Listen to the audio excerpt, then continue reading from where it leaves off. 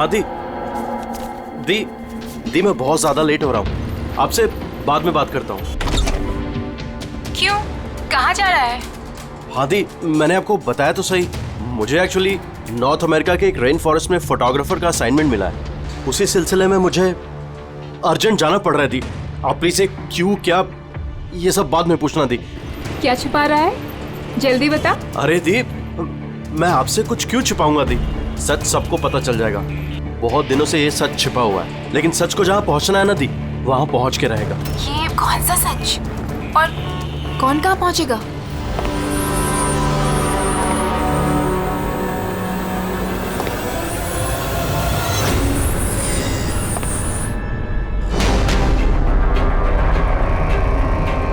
माया दी, मेरे पास बिल्कुल टाइम नहीं है। एक्चुअली मुझे लग रहा है कोई है यहाँ पे। बहुत कुछ हुआ है दी, बहुत कुछ हुआ है, लेकिन मैंने वही किया जो मुझे सही लगा। केतन, साफ साफ बात कर, क्या हुआ है? इस वक्त मेरे स्टूडियो में कौन आ सकता है? दरवाजा खोल। दीप, कोई दरवाजा खोल रहा है दीप। केतन, जल्दी खोल वरना। कौन है? हेलो, क्या हुआ? खुलता है कि नहीं? हेलो केतन भाई। देखो, आगे मत बढ़ो। कहाँ है वो फोटो? मैंने क्या किया है तुमने? बोलो।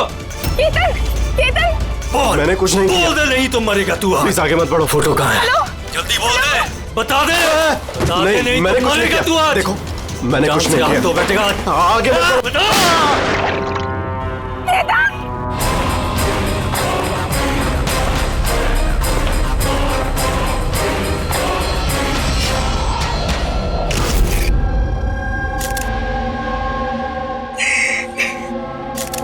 आप प्लीज बैठिए।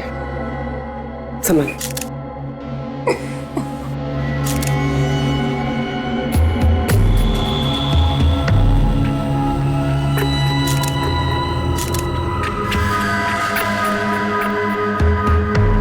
ये क्या?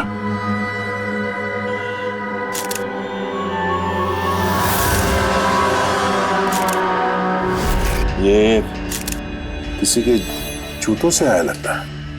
सर वो केतन के जूते तो साफ थे, स्टूडियो के फ्लोर पे भी ऐसे निशान कहीं नहीं है। जो स्क्रेपर दे।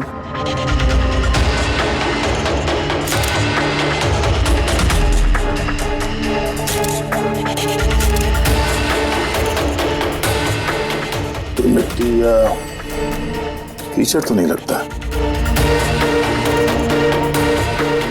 ऑयल जैसा कुछ है। एक काम करो, स्टूडियो में जितने भी फिंगरप्रिंट सब उठा लो।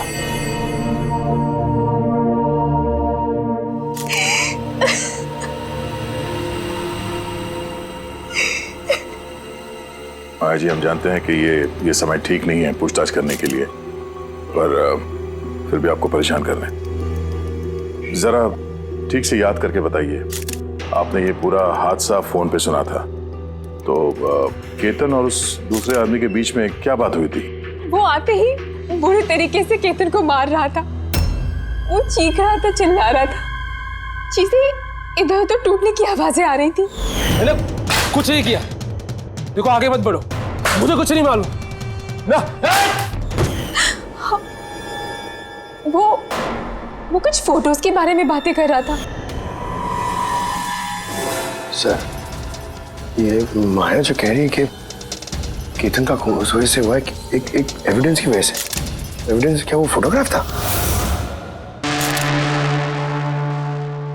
सर, केतन ने किसी कपल की इंफॉर्मेशन लिख के रखी है सर, ये देखिए।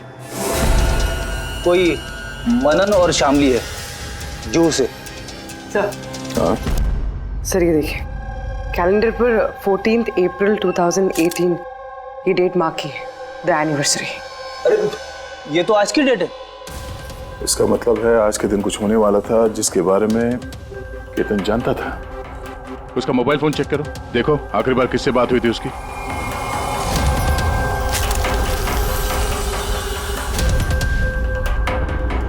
सर, टीएम क्राफ्ट वर्कर्स को फोन किया था शाम को 8:30 बजे। TM craft workers? वो भी केतन के मर्डर के ठीक आधा घंटा पहले।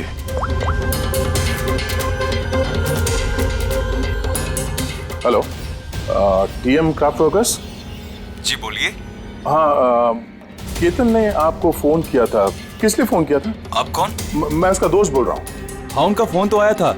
ये पूछने के लिए फोन किया था कि उनका गिफ्ट टाइम से डिलीवर किया कि नहीं। गिफ्ट? कौन सा गिफ्ट? एक फोटो फ्रेम था मनन और शामली के लिए। उनकी 25th वेडिंग एनिवर्सरी थी, तो उनको फोटो फ्रेम बना के डिलीवरी करना था। मनन और शामली, उनका घर का एड्रेस मिल सकता है? अर्जेंट है।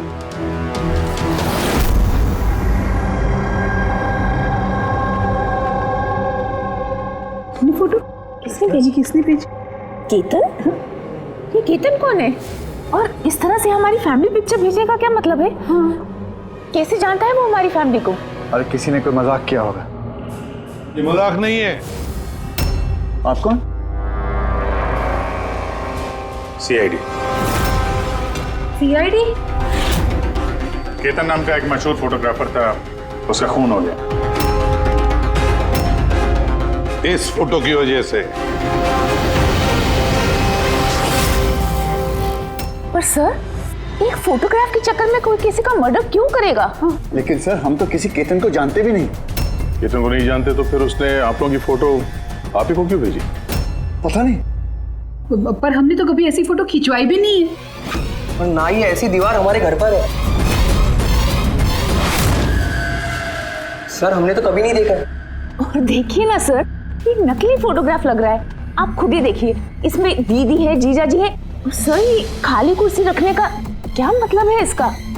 सर, हमें तो लगता है कि किसी ने गलत तरीके से फोटो बनाकर हमें बेच दी है।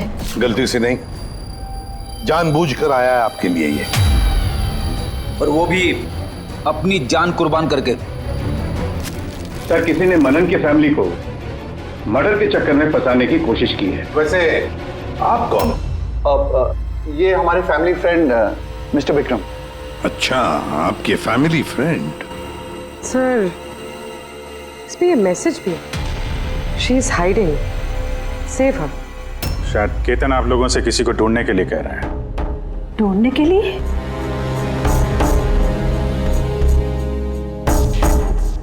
सर, ये फोटो तो मेरी बेटी रिया जैसी लग रही है। हाँ, सर, पता नहीं किसका हाथ पकड़ कर खड़ी है। देखो ना, ये हमारी बेटी जैसी ही लग रही है। नहीं, ये रिया नहीं है। नहीं, ये रिया नहीं है। ये येलो कलर की ड्रेस मेरी रिया नहीं पहनी थी जब वो गायब हुई। लगता है केतन रिया को ढूंढने के लिए कह रहा है। ये रिया है, देखो ना। ये रिया नहीं है। एक मिनट, कब से गायब है आपकी बेटी रिया? 12 साल। 12 साल? सर, ये 12 साल के बाद कोई किसी की इंफॉर्मेशन क्यों देगा? रिया, 12 साल से रिया गायब है। कोई ना कोई वजह तो जरूर होगी ये फोटो भेजने की। सर, कोई वजह नहीं है, ये सिर्फ एक कोइंसिडेंस है। और 12 साल के बाद अचानक कहाँ से रिया की इंफॉर्मेशन मिल गई उसे? सर देखिए, ये रिया हो ही नहीं सकती। रिया की मौत 12 साल पहले हो चुकी है। ये रिया कैसे हो सकती है? ये रिया ही है। मैंने देखो ना, ये हमारी बेटी रिया ही है। फ्रॉक के पीछे पड़ी है। रिया ही। संभालिए अपने आप को। देखो तो। अरे जाओ जल्दी।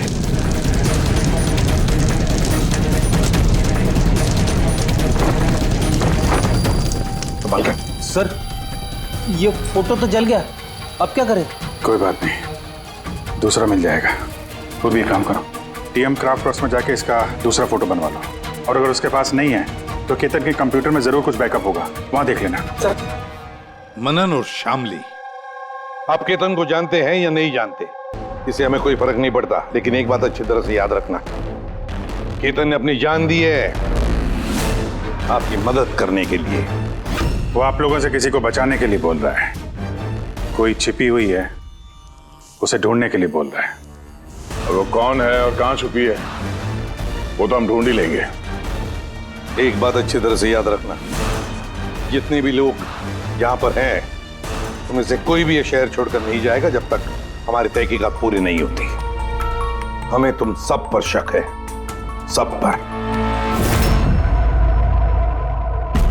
एक मिनट के लिए मनन, शामली, आयशा और विहान इनके इस नकली फोटोग्राफ को बाजू में रखते हैं और उनके पीछे जो दीवार है उन पर कंसंट्रेट करते हैं, ये फ्रेम्स और ये जो पीछे लिखे हुए नंबर्स पर। अब शामली ने इशारा किया था इस फ्रेम पर, 3 नंबर वाली फ्रेम पर, पीले रंग का फ्रॉक पहनी हुई और किसी का हाथ पकड़ा हुआ है उस लड़की ने। शामली को एकदम से लगा सर इस फोटो में ये बच्ची उनकी खोई हुई बेटी रिया है। और फिर ये message, she is hiding, save her. लेकिन सर विक्रम तो बार बार कह रहा था कि रिया मर चुकी है। हो सकता है ये मैसेज रिया के बारे में हो सकता है वो अभी भी जिंदा हो। बिल्कुल हो सकता है पूर्वी, बिल्कुल हो सकता है। और शायद केतन यही कहना चाहता है इन लोगों को, मनन के फैमिली को, कि शायद रिया जिंदा है और उसे मदद की जरूरत है। लेकिन सर उसे इतनी मेहनत करने की क्या जरूरत थी? फोन कर देता सीधे और बोल देता जो भी बोलना है रिया के बारे में, या फिर पुलिस को इन्फॉर्म कर देता। सर हो सकता है उसे किसी ने डराया धमकाया हो और तभी तो मजबूर होकर उसने ये सब किया है। केतन ने तो अपना फर्ज निभाया है और हम उसकी मेहनत को बेकार नहीं जाने देंगे। पूर्वी एक काम करो, ये पूरा का पूरा फोटोग्राफ किसी अच्छे फोटो लैब में लेकर जाओ और ये पीछे टंगी हुई ये जो छोटी छोटी फ्रेम्स है ना, उनको अच्छी तरह से चेक करो। और ये भी देखो, ये जो वॉल है पूरी, क्या वो फोटोशॉप तो नहीं की गई है? और रिया के लापता होने की एफआईआर की कॉपी भी चाहिए हमें। केतन मनन की फैमिली को तो नहीं जानता था, तो ऑब्वियसली रिया को भी नहीं जानता होगा। तो फिर उसने मनन की फैमिली को ये इंफॉर्मेशन क्यों दी और इस तरह से क्यों दी? सर केतन का खूनी जरूर रिया के फैमिली से जुड़ा हुआ है सर। इन सारे लोगों के फोन रिकॉर्ड्स चेक करो फ्रेडी, और साथ साथ केतन के फोन रिकॉर्ड्स भी। और एक बात, मनन की फैमिली पर कड़ी नजर रखो और साथ साथ उनका जो दोस्त है ना विक्रम, उस पर भी देखो। ये लोग कहां कहां जाते हैं, किस किस से मिलते हैं, क्या क्या करते हैं। एक एक बात पर कड़ी नजर रखो, एक एक बात की खबर रखो। केतन के साथ जितने भी लोग काम करते थे ना, उनसे मिलना पड़ेगा। आप दोनों तो केतन को बहुत अच्छी तरह से जानते थे, तो कभी उसने आप लोगों को बताया किसी छोटी सी बच्ची के बारे में, जू के एक फैमिली के बारे में, उनके फैमिली पोर्ट्रेट के बारे में? जी नहीं सर, मुझे तो अब तक उसने कभी कुछ नहीं बताया। अच्छा, केतन सिर्फ आपके लिए काम करता था या और भी कुछ करता था किसी और के लिए भी? केतन मेरे लिए फैशन फोटोग्राफी करता था, साथ ही साथ बड़े बड़े फैशन हाउसेस के लिए एक्सक्लूसिव कैटलॉग शूट करता था। माया, आप केतन की बहन है तो आपको तो पता हो गया वो किस किस से मिलता था। सर केतन बहुत ही रिजर्व रहता था, बस अपने काम में ही मग्न, और उसके दोस्त भी गिने चुने ही थे। और सर हाल ही में केतन को एक इंटरनेशनल एग्जीबिशन के लिए असाइनमेंट मिला था, जिसके लिए वो मुंबई की गलियों में घूमकर स्ट्रीट फोटोग्राफी शूट किया करता था। वो फोटोग्राफ देख सकते हैं हम लोग? जी सर।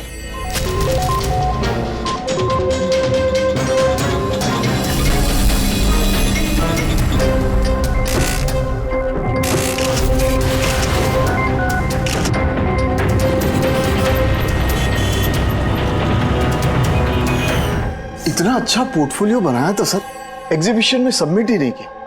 बहुत परेशान हो गया था वो।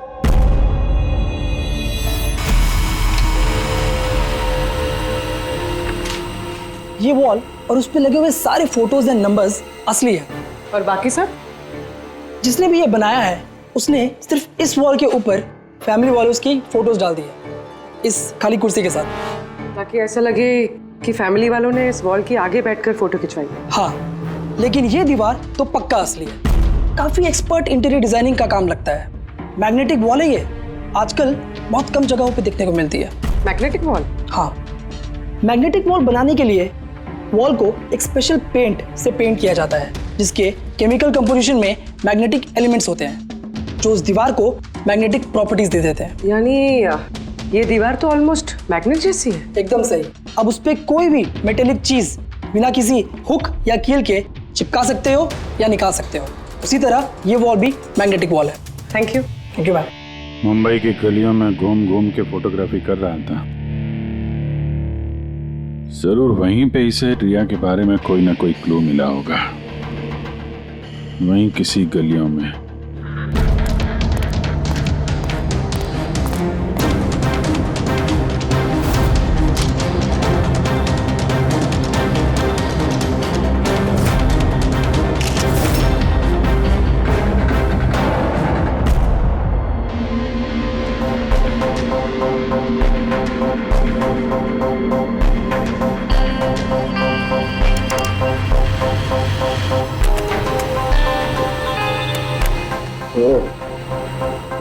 ये बात है।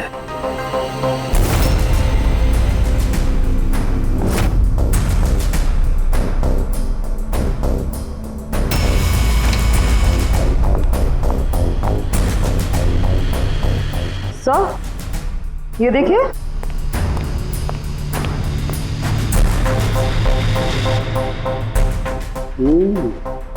Good job Tarika. Thank you. Sultan के क्या मिला? बॉस, एक खास चीज मिली है। दया, तुम्हें याद है तुमने मुझे कुछ चिकना सा पदार्थ ला करके दिया था जो तुम्हें क्राइम स्पॉट पे से मिला था, याद है? सर, ये वहाँ क्राइम सीन पर मिला। ये मिट्टी या डामर तो नहीं लगता, शायद कोई ऑयल या ग्रीस हो सकता है।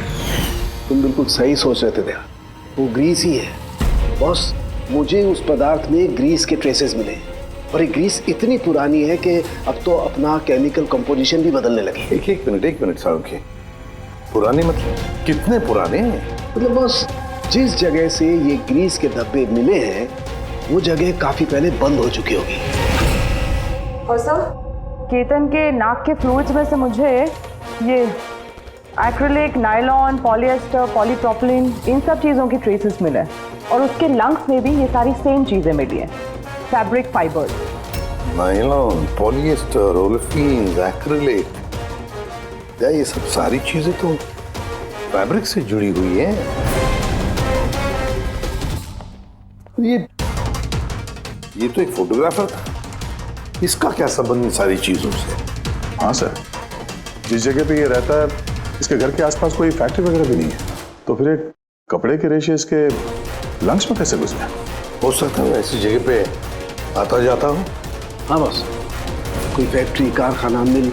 और बार बार जाता होगा सर, तभी ये पॉसिबल है।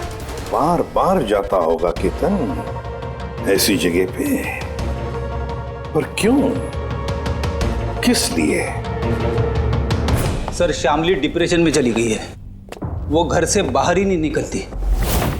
और विक्रम और विहान मिलते रहते हैं, पता नहीं उन दोनों के बीच क्या बहस होती रहती है। और ये विहान वकीलों से जाके मिल रहा है। वकीलों से? हाँ सर, और आयशा अपनी किसी फ्रेंड्स के घर जाती रहती है, लेकिन उसकी जो ये फ्रेंड है उम्र में काफ़ी बड़ी है, मुझे नहीं लगता कि उसका इस केस से कोई ताल्लुक है। और ये जो मनन है ना, केतन के बारे में पता लगाने की काफ़ी कोशिश कर रहा है। अच्छा, अभी फ्रेडी, वो जो फोन कॉल के रिकॉर्ड जो ट्रैक किए थे, क्या पता चला? कुछ नहीं पता चला सर, उनके जो रजिस्टर्ड मोबाइल नंबर है उसमें कुछ नहीं है। फोटोग्राफ्स का प्रिंट निकाल ली? हाँ सर, जैसे कि मैंने फोन पे बताया था, वो दीवार असली है सर, मैग्नेटिक वॉल। हाँ सर, केतन ने ये सारी फोटोज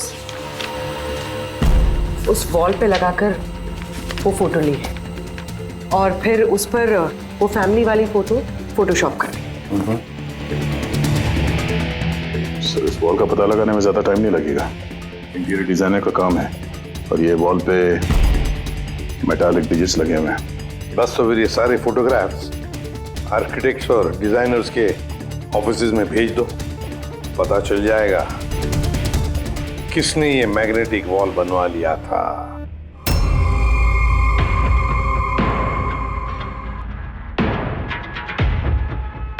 अब ये जो फैमिली बैठी हुई है, इनके पीछे जो दीवार है वो आपने बनाई है क्या? सर, एक NRI इंटीरियर डिज़ाइनर है, वो अपने बोल्ड और क्रिएटिव डिज़ाइन को लेकर काफ़ी फेमस है। हो सकता है उसी ने वो बनाई हो। ऑफ कोर्स ये मेरे ही डिज़ाइंस है, मैजिक लाइफ एड लैब्स के लिए डिज़ाइन की थी मैंने। इट्स अ मैग्नेटिक वॉल, ये सारे नंबर्स मैग्नेटिक मटेरियल के हैं जिसे बिना कोई हुक या कील के लगा भी सकते हैं और निकाल भी सकते हैं। लेकिन मेरे डिज़ाइंस के हिसाब से ये सारे सीरियल नंबर्स में थे, जैसे 1 2 3 4 5 6 7 8 9 10। हाँ मगर मैम इसमें तो नंबर्स 1 3 2 0 6 7 8 9 ये ऐसे कैसे? हाँ? सर शायद केतन ने किया, लेकिन उसने इस वॉल की फोटो क्यों ली? ये तो अब मैजिक लाइफ एड लैब वाले ही बताएंगे। सर यही है वो वॉल जिसकी आपने हमें फोटो दिखाई थी? हाँ सर, और वॉल पे फोटोज के जो एक्चुअल नंबर थे वो ये थे सर। फोटोज में जो भी चेंजेस थे वो केतन ने किए थे सर। केतन, ये नंबर्स तो ऑर्डर में थे ना, फिर तुमने सिर्फ 3206 को चेंज कर उसके नीचे स्पेसिफिक फोटोज क्यों लगाई है? कुछ नहीं, वो पजल्स बना रहा हूँ, नंबर्स और फ्रेम्स को मिला के। एक इंटरनेशनल एग्जीबिशन है उसी के लिए।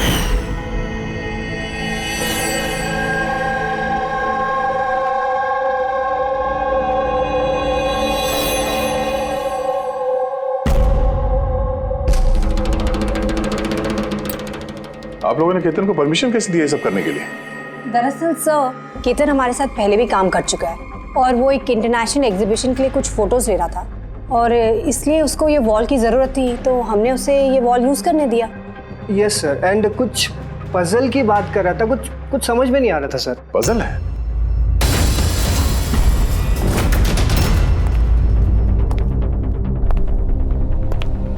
नंबर्स में पजल? उस पोर्ट्रेट में 3206 था और उसके नीचे जो फोटोग्राफ्स हैं, कहीं वो फोटोग्राफ्स ही पजल तो नहीं?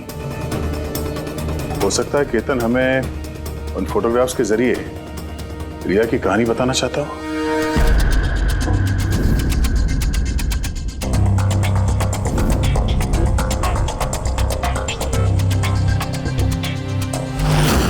रिया गायब कब हो गई थी? कब गायब हो गई थी? रिया की मिसिंग की एफआईआर है ना? हाँ सर। सर उसका इस केस से क्या कनेक्शन? वो केस तो सर बहुत साल पहले बंद हो चुका है। पता नहीं क्यों गया, ऐसे लगता है कि रिया की इस एफआईआर से शायद हमारी केस सॉल्व करने में कुछ मिल जाए। FIR 822171 Mumbai IPC. एफआईआर का डेट देखो दया, ये देखो 3206। ये तो 2006, मतलब ये डेट है? बिल्कुल सही, 3206, 3 फरवरी 2006। दीदी हौसला रखिए। पता नहीं मेरी बेटी किस हाल में होगी। आप लोग मजाक तो नहीं कर रहे? आप वाकई में मेरी बेटी को ढूंढेंगे? वो एक्चुअली जिंदा है क्या? आपकी बेटी जिंदा है, ये सुनकर आपको खुश होना चाहिए, और आप हमसे ऐसे बात कर रहे हैं? डैड, मेरी बहन रिया जिंदा है। सर कहाँ है वो? देखिए हम बहुत नजदीक हैं रिया का पता लगाने के, इसलिए आप लोगों को जो कुछ भी पता है हमें बताइए। आखिरी बार आप लोगों ने उसे कब देखा था, क्या हुआ था उसके साथ, और एग्जैक्टली गायब हुई कैसे वो? लेकिन सर इन 4 फोटोज का क्या मतलब है? केतन जरूर हमें रिया के बारे में कुछ बताने की कोशिश कर रहा था। देखो ना फोटोग्राफ्स को, ये 3 नंबर का फोटो देखो, इसमें एक छोटी बच्ची रो रही है, किसी बड़े आदमी का हाथ पकड़ के जा रही है। फोटो नंबर 2 में रिया थोड़ी बड़ी हो चुकी है, ऐसे जाली के पीछे जैसे उसे किसी ने उस जाली के अंदर कैद करके रखा है। ये तीसरा फोटो, इसमें भी ऐसे लग रहा है कि इसे बंदी बनाकर रखा गया है। और सर इस आखिरी फोटो में कोई उसे गले लगा रहा है और पीठ पे खंजर मारने जा रहा है। सर ऐसा लगता है कि केतन इन फोटोग्राफ के जरिए रिया की कहानी बता रहा है। एग्जैक्टली। देखो रिया बचपन में किडनैप हो जाती है, फिर वो बंदी बनाई जाती है, और फिर जब वो 18 साल की हो गई तो उसे इन जंजीरों में जकड़ के रखा था। और फिर उसे कोई मिल गया जिसने उसे मारने का प्लान बनाया। कोई ऐसा जिस पर रिया विश्वास करती है? मतलब सर केतन ने जानबूझ के मॉडल्स की ऐसे फोटो बनाई है ताकि सच को सामने लाया जा सके। इसलिए उसने केतन को रास्ते से हटा दिया। रिया बाकी बच्चों की तरह नॉर्मल नहीं थी। उसका दिमाग उसकी उम्र के बच्चों के कंपैरिजन में बहुत ही कमजोर था, इसीलिए उसे लगातार दवाइयों की जरूरत पड़ती थी। अगर वो दवाइयां नहीं लेती थी तो उसका दिमाग कंट्रोल में नहीं रहता था। वो कुछ भी कर सकती थी, वो अपने आप को चोट पहुंचा सकती है, वो अपने आप को मार भी सकती है। तो ये रिया गायब कहाँ से हुई? हमने उसे स्पेशल बच्चों की स्कूल में डाला था, वहीं से वो गायब हुई है। तो फिर उसके बाद आप लोगों को कोई फोन आया पैसों के लिए या किसी और चीज के लिए? नहीं, कुछ नहीं। हाँ, पर बाद में हमें पता चला कि हॉस्पिटल में से उसकी मेडिकल फाइल गायब हो गई थी। फाइल गायब हो गई? कोई भला ऐसा क्यों करेगा? वो भी ऐसी लड़की की जिसकी दिमागी हालत इतनी नाजुक है। वही तो मैं कह रहा हूं। अरे जिसकी दिमागी हालत इतनी नाजुक हो, वो लड़की 12 साल कैसे जिंदा रह सकती है? अरे मुसीबत थी वो। कैसे कह सकते हैं आप ये? शर्म आनी चाहिए आपको। बेटी है वो आपकी। एक बात तो समझ में आ गई मिस्टर मनन, अगर रिया मिल भी गई तो आपको ज्यादा खुशी नहीं होगी। लेकिन हम उन्हें ढूंढ के रहेंगे किसी भी तरह।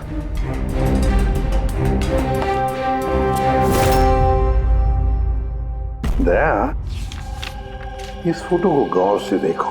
देखो रिया बड़ी हो गई है, 18 साल की हो गई है, लेकिन उसके पैरों में जंजीर जकड़े हैं। सर ये पीछे ये खिड़की कारपेट दिख रहा है पीछे।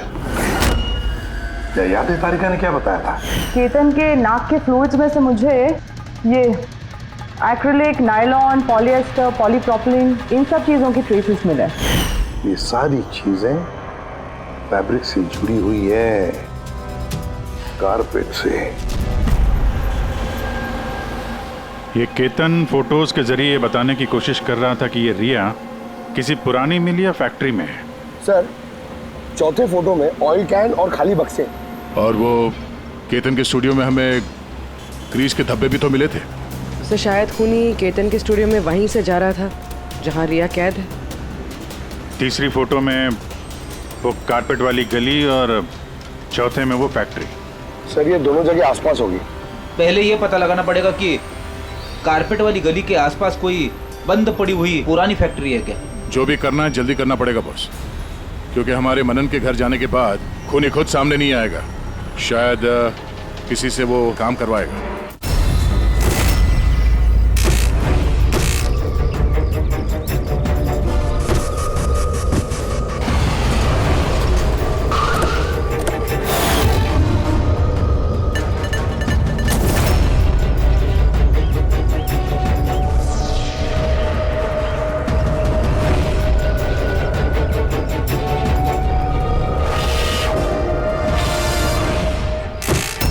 हाँ, इन्होंने ही हमें पैसे दिए थे हमारी फोटो खिंचाने की।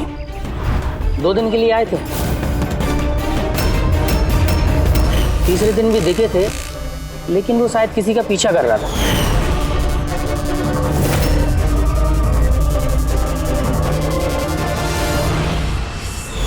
किसका पीछा कर रहा था? अब वो तो सर ध्यान नहीं दिया हमने। वो गया किधर पीछा करते हुए? इस तरफ गया।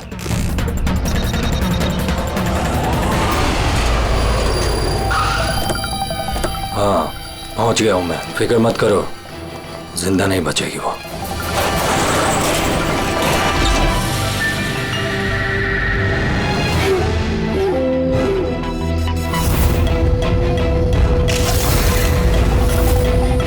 बंद कर इसको।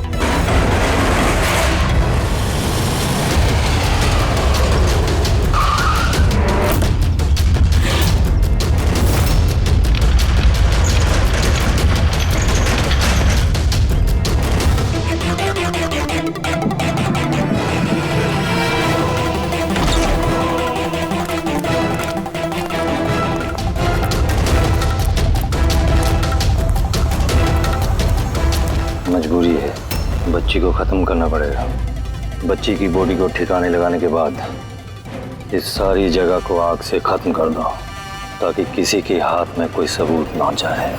यहाँ पे तो कुछ मिला नहीं, चलो दूसरी जगह देखते हैं।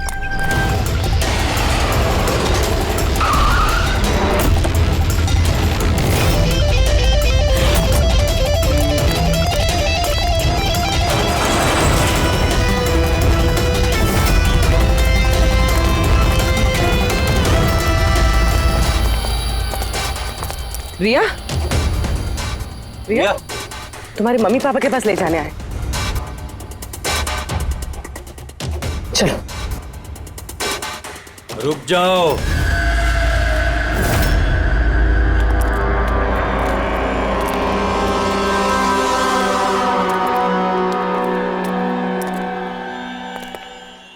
रिया बेटा,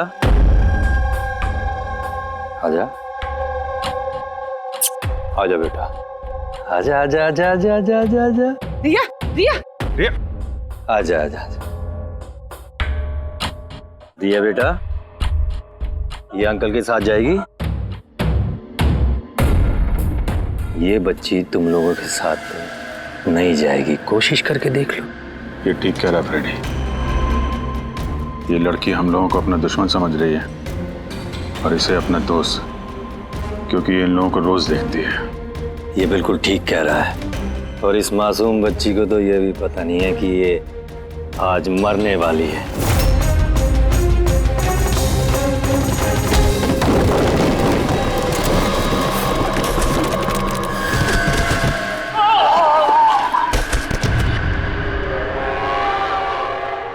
कौन हो तुम लोग? किसने भेजा तुम्हें? ये तुम्हें कभी पता नहीं चलेगा।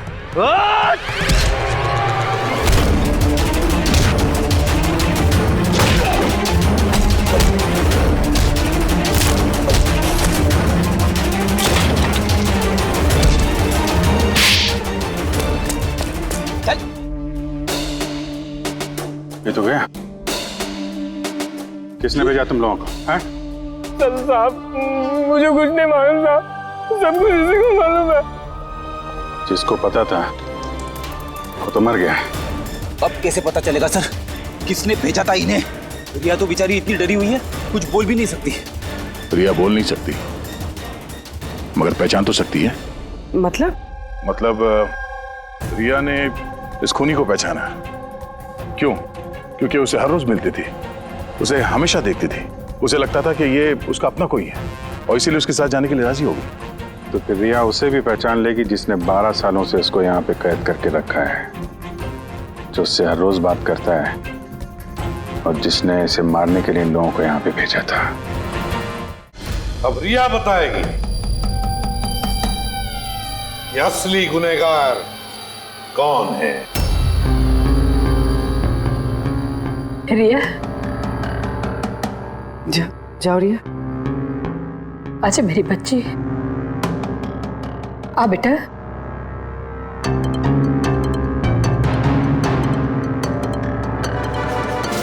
रिया,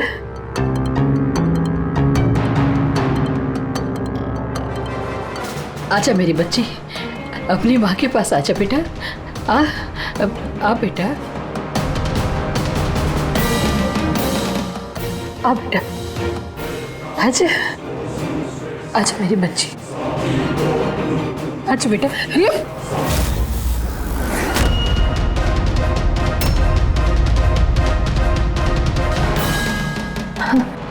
ये तो कमाल हो गया शामली जी।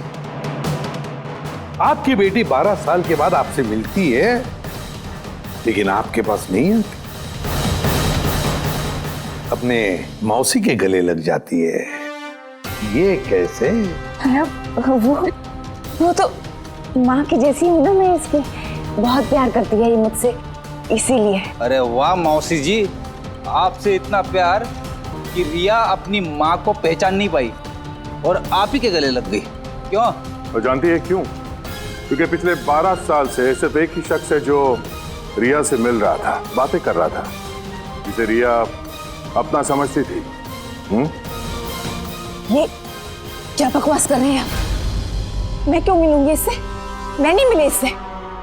रिया से बिल्कुल मिली थी, पिछले 12 सालों से मिल रही थी तुम। बकवास हम नहीं कर रहे आयशा, बकवास तो तुम कर रही हो। हमने तो उस डॉक्टर को भी ढूंढ निकाला जिसकी मदद से तुम पिछले 12 सालों से रिया को दवाइयां देती थी, उसकी टेस्ट करवा रही थी। मैं किसी डॉक्टर को नहीं जानती, मैं कह रही हूँ ना आपसे, मैंने कोई मेडिकल टेस्ट नहीं करवाया इसका। बिल्कुल करवाई थी। नहीं, मैंने कोई टेस्ट नहीं करवाया। झूठ बोल रही हो तुम, टेस्ट करवाया था तुमने। मैंने कोई टेस्ट नहीं करवाया, मैं सच कह रही हूँ। मैं किसी डॉक्टर को नहीं जानती। मैं तो इसे 12 सालों से वही दवाई दे रही हूँ जो ये 7 साल की उम्र से खाती आ रही है बस।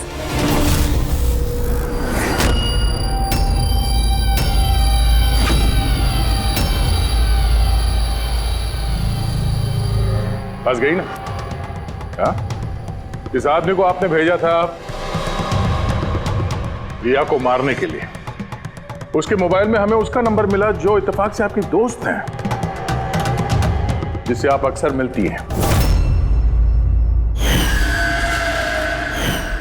आयशा, तुमने ये सब क्यों किया? विहान के लिए। मेरा डिवोर्स हो चुका था, मेरी जिंदगी का वैसे भी कोई ठिकाना नहीं था। मैं विहान को किसके सहारे छोड़ती? मुझे ऐसा लगा कि ये पूरी प्रॉपर्टी, पैसा, ये सब मेरे बेटे को मिलना चाहिए, रिया को नहीं। रिया तो वैसे भी दिमागी मरीज है। तुमने अपने बेटे के भविष्य को संवारने के लिए अपनी बहन की बेटी की जिंदगी को अंधेरे में धकेल दिया। हा? रिया के गायब होने के बाद मनन और शामली ने तुम्हारे बेटे विहान को गोद ले लिया। यही प्लान था ना तुम्हारा? तुम इतनी गिर गई कि तुमने एक छोटी सी बच्ची को मारने की कोशिश की। मैं उसे मारना नहीं चाहती थी, माँ हूं मैं भी। मेरा यकीन मानिए, मैं रिया को चोट नहीं पहुंचाना चाहती थी। बहुत कोशिश की मैंने उसे संभालने की, लेकिन संभाल नहीं पाई और इसीलिए तुमने रिया को मारने का प्लान बनाया। ये केतन कहाँ से बीच में आया और उसे रिया के बारे में कैसे पता चला? केतन के साथ मेरा अफेयर चल रहा था। भले उम्र में वो मुझसे छोटा था, पर मैं उसकी मदद करती थी। काफी बार मैंने उसे पैसे दिए उसके काम के लिए। सिर्फ बॉयफ्रेंड था? उसने तो तुमसे दिलो जान से प्यार किया। क्या वही उसका कसूर था? तो तुम्हारा बॉयफ्रेंड था तो तुमने उसे मारा क्यों? वो उस कारपेट वाली गली में एक दिन फोटोशूट कर रहा था। बाई चांस उसने मुझे देख लिया और मेरा पीछा करते करते वो रिया तक पहुंच गया। मैंने उसे बहुत डराया, बहुत धमकाया, यहां तक कहा कि मैं उसका करियर बर्बाद कर दूंगी। लेकिन नहीं, शायद उसमें इंसानियत जाग रही थी, इसलिए मुझे उसे मरवाना ही पड़ा। वाह, बहुत खूब। कैसी माँ हो तुम? 12 साल से एक मासूम बच्ची को अपनी माता पिता से दूर रखा। क्या मिला तुम्हें? हा? भूल गई तुम कि देर से ही सही सच्चाई तो सामने आ ही जाती है। अपने स्वार्थ के लिए बहुत बड़ा जुर्म किया है तुमने। कानून तुम्हें कभी माफ नहीं करेगा। कड़ी से कड़ी सजा होगी तुम्हें, कड़ी से कड़ी सजा।